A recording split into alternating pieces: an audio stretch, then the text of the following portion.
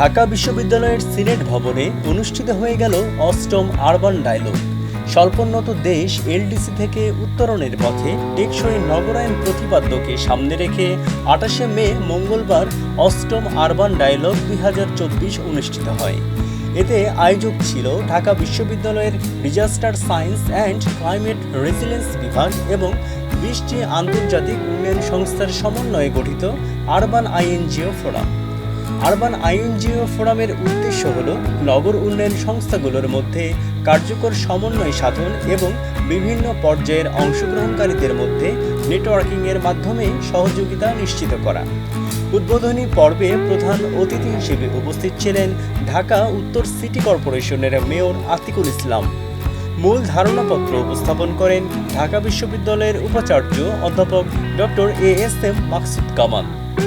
Resilience যে শব্দটি, resilience শব্দটা হলো in terms of any stress, যদি কোনো স্ট্রেস হয় সেখানে as like as the elastic body, আমি যদি কোনো একটা অবজেক্টকে ইলাস্টিক বডিকে যদি টেনে ছেড়ে দিই তাহলে সে আগের জায়গায় আবার ফিরে আসবে।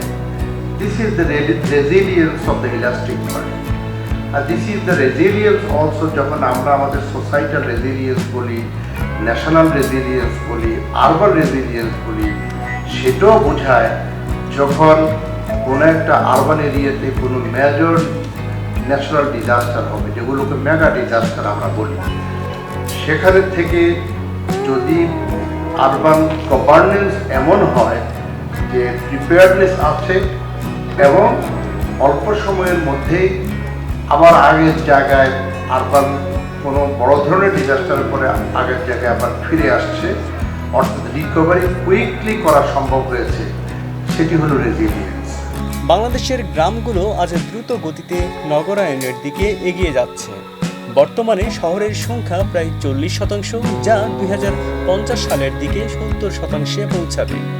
এতে শহরে পরবর্তী প্রজন্মের জন্য মৌলিক ও মানসম্মত জীবনযাত্রার ব্যবস্থার ওপর প্রচুর চাপ বাড়বে।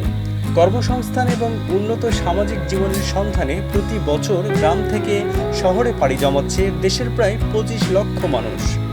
এ মানুষগুলোর বেশিরভাগই ঠিকানা হচ্ছে বস্তিতে।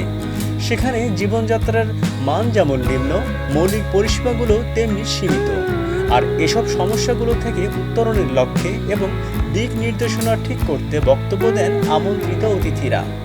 শহরের বাসিন্দাদের বিভিন্ন সমস্যাকে গুরুত্ব দিয়ে পরিকল্পিতভাবে একটি শক্তিশালী নেটওয়ার্ক তৈরি করে নগরবাসীর জীবনযাত্রাকে সহজ করার লক্ষ্যে প্রস্তাব করেন আমন্ত্রিত অতিথিরা। প্রায় 1,20,00,000 লোকের কিন্তু বসবাস কিন্তু ঢাকা উত্তরে, ঢাকা সাউথে কিন্তু একই অবস্থা। আর আমাদের যে পপুলেশনের যে ডেন্স যেটা আছে, এটা এখন 49,000 পার স্কোয়ার কিলোমিটার।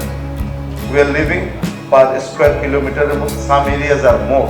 সুতরাং এখানে কিন্তু চ্যালেঞ্জ আছে এবং চ্যালেঞ্জগুলোকে মোকাবেলা করার জন্য কিন্তু আমরা নিয়মিত কাজ করে যাচ্ছি। আর একটি হলো সেন্ট্রাল গভর্নমেন্ট থেকে, আর একটি হলো লোকাল গভর্নমেন্ট যেটা আছে, যে সাব ন্যাশনাল কম্বিনেশন আমরা কাজ করছি। অনুষ্ঠানে গ্রাম থেকে শহরে অভিবাসনের কারণে দ্রুত নগর সম্প্রসারণ এবং শহরের অপরিকল্পিত সম্প্রসারণে নগর দারিদ্র্যের প্রধান কারণ হিসেবে উল্লেখ করা হয়।